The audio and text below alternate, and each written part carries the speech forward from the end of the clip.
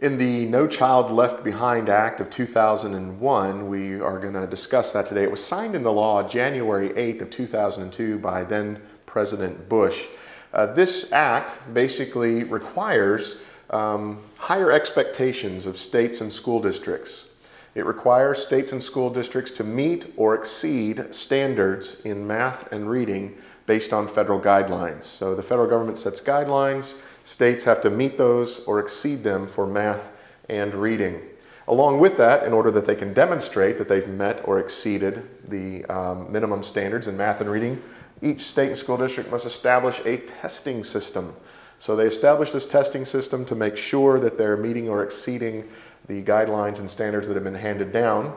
And schools must be able to demonstrate through the testing system and other means that they are making adequate yearly progress, AYP, adequate yearly progress. If a school cannot show adequate yearly progress, if they are not meeting AYP, then the school gets eventually branded as unsafe or persistently dangerous.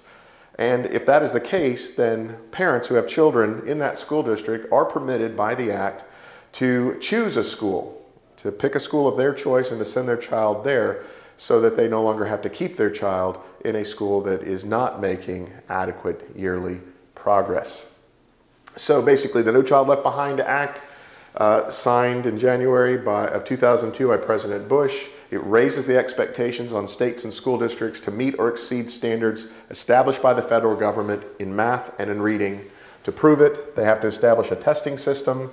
They must demonstrate adequate yearly progress. If they do not or cannot meet AYP, then their school gets designated eventually as unsafe or persistently dangerous, and parents may choose a different school if this is the case. Also, students who are limited in their English proficiency, basically they are not proficient in English, they've come here from another country or for whatever reason, No Child Left Behind requires these limited English proficiency students to become proficient in English and also show proficiency in math, language arts, and reading. So those who are coming here from other countries whose primary language is not English, they're limited in their English proficiency, according to the No Child Left Behind Act, must catch up and show English proficiency as well as meeting the standards in math, language arts, and reading. And if you'd like to read more about this, get more information, there's a link underneath this video that'll take you to a website with that information.